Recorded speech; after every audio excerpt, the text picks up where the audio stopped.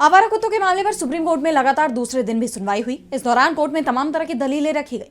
कुत्तों को लेकर शुरू हुई चर्चा बिल्ली और चूहों तक पहुंच गई। लोगों की सुरक्षा को लेकर इस सुनवाई को काफी अहम माना जा रहा है। तो क्या कुछ हुआ इस सुनवाई के दूसरे दिन, जानेंगे इस रिपोर्ट में। सुप्रीम कोर्ट में आवारा कुत्तों के मामले पर लगातार दूसरे दिन भी सुनवाई हुई। सुनवाई के दौरान कुत्तों के व्यवहार पर चर्चा हुई। जस्टिस नाथ ने इस दौरान एक अहम टिप्पणी करते हुए कहा कि कुत्ते इंसानों के भीतर का डर पहचान लेते हैं और इसलिए वो हमला करते हैं या काटते हैं।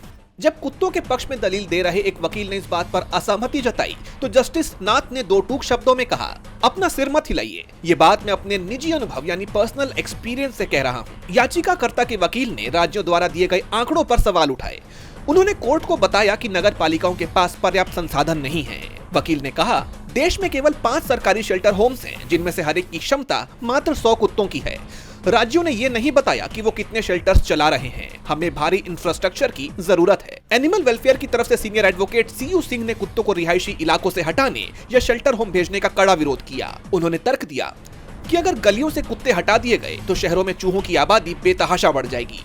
इस पर कोर्ट ने चुटकी लेते हुए पूछा, तो क्या चूहों को रोकने के लिए अब हम बिल्लियां ले आएं? जैसा आप जानते हैं कि पिछले 7 महीनों में इस मुद्दे पर 6 बार सुप्रीम कोर्ट में सुनवाई हो चुकी है। पिछले साल नवंबर में सुप्रीम कोर्ट ने आदेश दिया था कि स्कूल्स, अस्पतालों, बस स्टैंड और रेलवे स्टेशन जैसे सार्वजनिक स्थानों से आवारा कुत्तों को हटाकर शेल्टर होम भेजा जाए। इस मामले पर शुक्रवार 9 जनवरी को सुबह 10:30 बजे फिर सुनवाई होगी। माना जा रहा है कि सुनवाई में कोर्ट इस समस्या के स्थायी समाधान और शेल्टर होम की व्यवस्था पर कड़े निर्देश दे सकता है। डीबी लाइव की रिपोर्ट।